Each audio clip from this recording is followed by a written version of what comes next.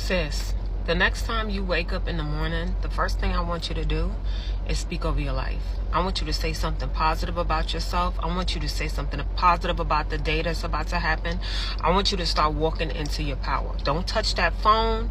Don't look at the TV. Don't check your TikTok.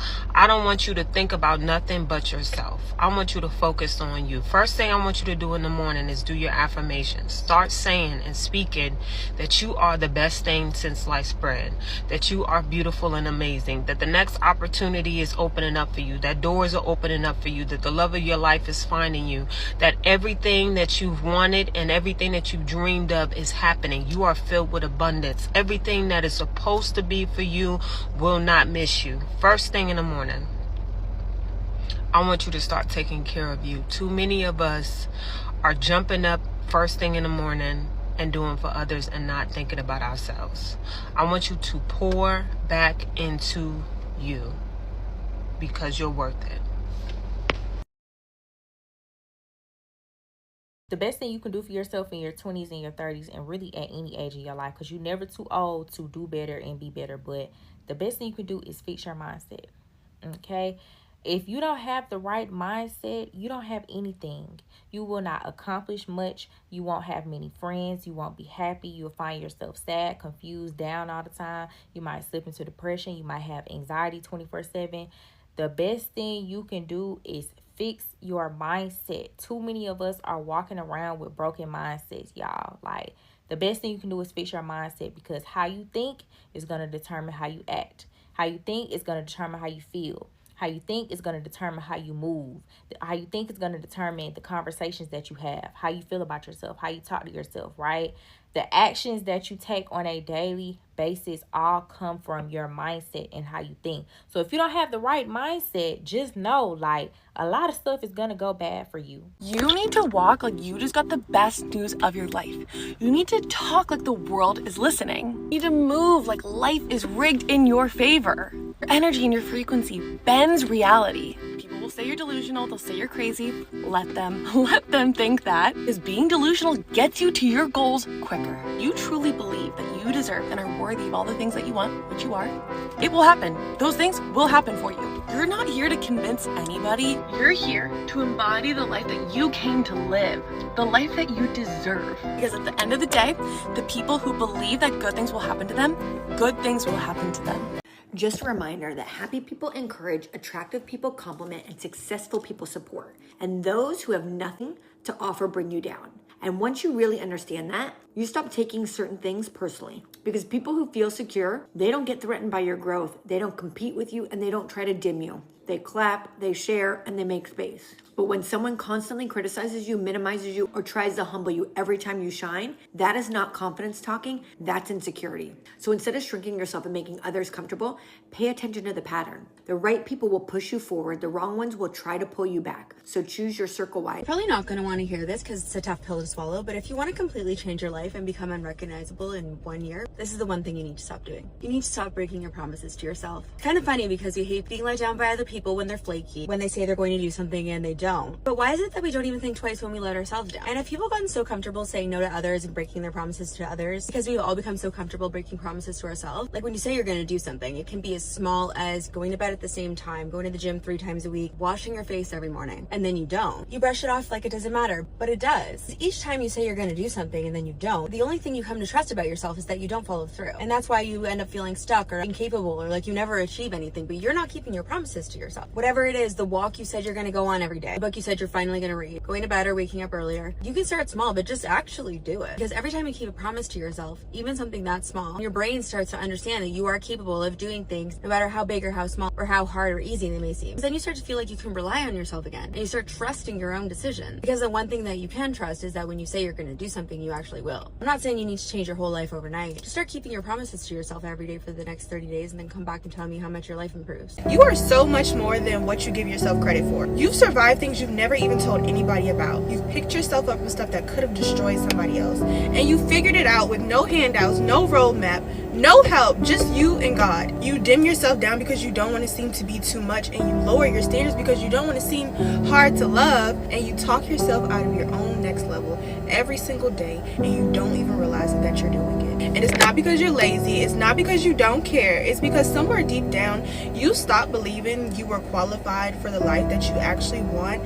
And I need you to snap out of that, girl, please. You're not average, and you never were. You've just been taught to settle and to survive instead of live. It's time to wake up, because there's a version of you that's begging to be unleashed, and you keep waiting until you feel ready. But sis, ready is a lie. You gotta move anyway. You gotta bet on yourself anyway. You gotta start talking like you already in the room. You think you're not qualified? You already are. You already are the woman. One of the biggest lessons I have learned in my life thus far is do it now. This ranges from things as little as fixing something on your car or leaving a relationship to things as big as going back to school or quitting a job. I cannot stress this enough. Whatever it is, do it now. For example, say you need an oil change on your car and you just keep putting it off, and then something else goes wrong because you didn't get the oil change. Now you're facing a $2,000 repair instead of an $80 repair. Well, you could have just got it fixed. Another example, not quitting a toxic job or walking away from a toxic relationship.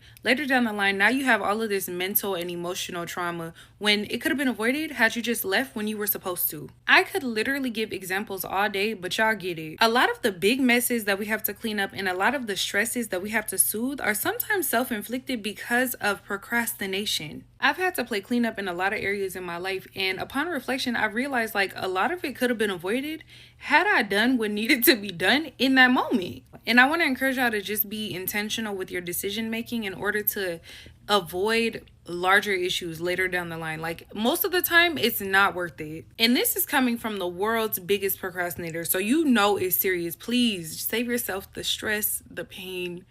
Just do it now. My life changed when I started carving out time to just be proud of myself, to just sit in my recent wins. I've been an overly ambitious girl my entire life, and this concept has literally changed my relationship with gratitude and my relationship with joy. I've always been overly ambitious. I've always been constantly accomplishing new things and never really seeing them as a big deal because I've always been just on to the next thing. Like, I did that. Okay, well, what's next? What's next? What's next? And while it's amazing to not be somebody who gets complacent, you will run into a lot of issues with that mindset. You will burn out. Undoubtedly, you will burn out. I'll bet money on it. Because you're not giving yourself time to feel proud and to sit in the joy before going and chasing something else. You're not allowing yourself to be like, wow, I got myself here before already thinking about how you get yourself there. And that messes you up because you are constantly seeking. You are constantly living in the future versus living in the present and enjoying your present. I found myself literally always thinking about the future throughout my day. Like I was just constantly daydreaming about the future, about what I would have, what I would accomplish, what things would look like. And yeah, it kept driving me forward because I accomplished this, I started this, I built this. But then I would look back and I would be like, wow, 5 years went by and I feel like I've been kind of like floating through all of that because I've never just been sitting in the world that I created. I've always been so fixated on creating a new world. And I'll never be a complacent person. Like, it's not going to change that I'm going to want more and want to see more, do more, accomplish more, be more. However, when I started carving out time to just be proud of myself and like be like, wow, I started this new job and I'm doing really well and I'm so grateful. And I'm going to just focus on the fact that I started this new job and I'm good at it and I'm happy about that for the next couple of months. It's like I almost used to self-sabotage my joy by immediately adding something else on. Like, no. You're not there yet. Let's start a new company. Like, bitch, are you crazy? So if you resonate with this, just allow yourself time to be proud of yourself. It doesn't mean that you have to stop being a go-getter, being a hustler, being overly ambitious, but you do need to give yourself time to breathe, be joyous, be grateful, and really embrace what you have. Because what is a life where you're constantly living and looking into the future and never really focusing and embracing the present? Darling, I'm going to hold your hand while I say this. Your obsession with being perfect is what's holding you back. The projects you won't launch, the promotion you won't apply for, the business you won't start. The truth is that the people that are highly successful that we admire, they all started messy. They launched before they were ready, they applied before they were qualified, and most importantly, they started even though they were scared. You see, your imperfections are not your weaknesses, they're actually a sign that you're growing. So today, let's do something imperfectly.